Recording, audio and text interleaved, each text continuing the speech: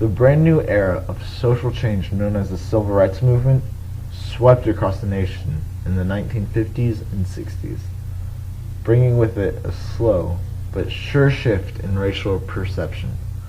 This caused a massive outcry, both in favor and against the African American population due to widespread fear over what might happen in the aftermath of a change of such great magnitude. These people went through quite a difficult struggle, trying to gain their freedom from prejudiced perception.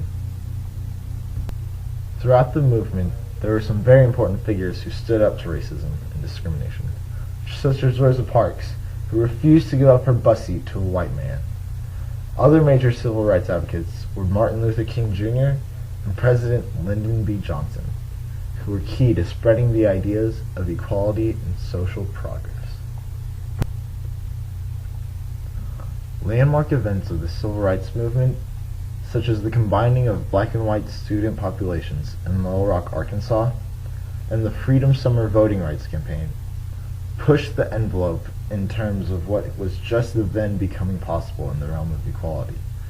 America was recognizing its true potential as a cohesive and ideologically diverse nation.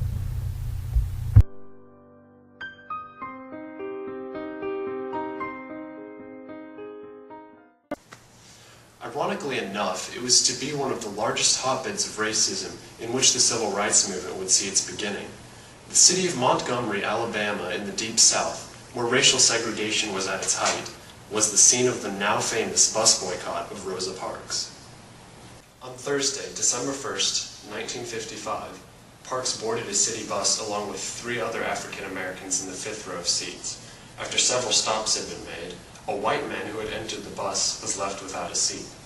Now, according to the Jim Crow laws in place at the time, black citizens could not occupy the same row as white citizens, so naturally, Parks was expected to give up her seat.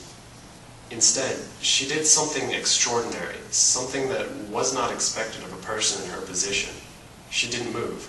She didn't stand up or even rationalize her actions with anything but the mindset of, I'm not going to take this anymore. I'm willing to take a public stand for freedom. She was, of course, immediately arrested, but this simple act of refusing to acquiesce to racially biased expectations really symbolizes how the public face of the civil rights movement was set into motion.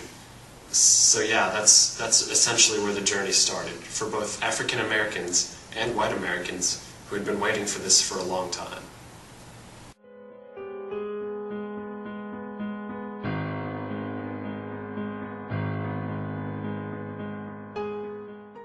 I'd have to say the answer to that question would definitely be the numerous controversies surrounding Central High School in Little Rock, Alabama.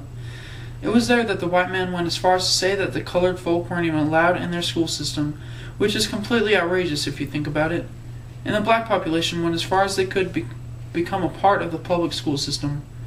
The Little Rock Nine were a group of young African American students who went through some hardships such as abuse, risks of injury or death, and humiliation from white students to participate in the high school system. Headed by activist Daisy Bates, the students were enrolled to attend the school when it opened in September. However, in a move at instigating mass hysteria through pro-segregation attempts, Governor Orville Faubus ordered Arkansas's National Guard to prevent the black students from entering on the first day of class. Only after 18 days of negotiation with Faubus did President Eisenhower and civil rights attorneys triumph. Even after this, the 9 black students underwent horrific treatment from the black students in acts of rippling, barely contained mass hysteria. This was all a big step forward for the civil rights movement, but it didn't come to pass without some pretty grave consequences. One of the Little Rock Nine, Melba Patillo Bates, was seriously injured after being stabbed, sprayed with acid, and having dynamite thrown towards her.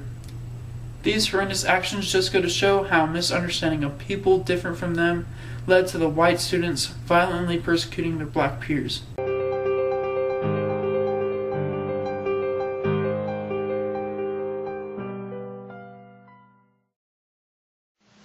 I think that during those volatile years in the 50s and 60s, there were lots of people at fault. In a way, everyone was to blame, but at the same time, no one was to blame. You see, you'd be right to dismiss African Americans from being a very big part of the problem, since they were indeed victims of a terrible misconception. but fuel for the fires of conflict always pours in from both sides. They knew, really and truly knew, that they were the same as everyone else, and it showed like dust in the meadow. What I mean is, people fear what they do not understand. They fear the imaginary monster in the dark, hiding just around the corner. And the people who needed to be persuaded from this kind of thinking were racist white Americans. You see, the perceptions were rooted in a confused past long gone, but still held as fact. It was a past where it was somehow unimaginable to think of coexisting with people they had so long thought of as inferior for no good reason.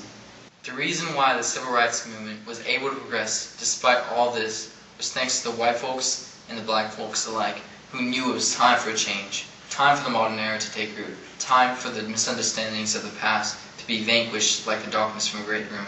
And that is why I do not believe there had to been a specific enemy or antagonist during the civil rights era. The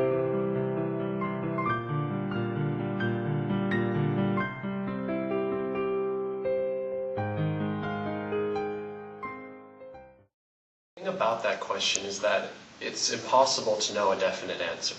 I mean, I've got one in mind, but there were countless sacrifices made by countless people of all different ethnicities who were punished for the simple reason of standing up for something. In history, there have always been the naysayers who try and take the do-gooders down a notch, but if things turned out well in the end, those who sacrificed will have stood for a successful endeavor. The best events I can think of to represent this idea of sacrifice are the Freedom Summer tragedies. The Freedom Summer was a campaign in favor of equal political rights for people in Mississippi. Activists within the movement, both black and white, often faced harsh opposition from racist white Americans. Freedom schools, which were academies created for the purpose of racial integration, were frequent targets of bombings and attacks. Over 1,000 volunteers were arrested, and many were persecuted even further.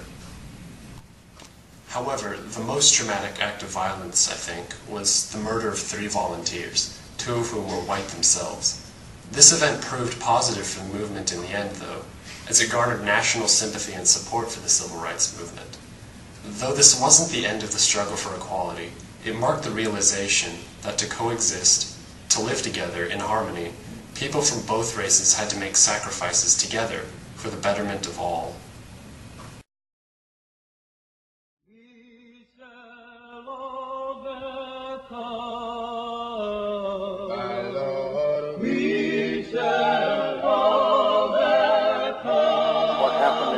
Is part of a far larger movement which reaches into every section and state of America.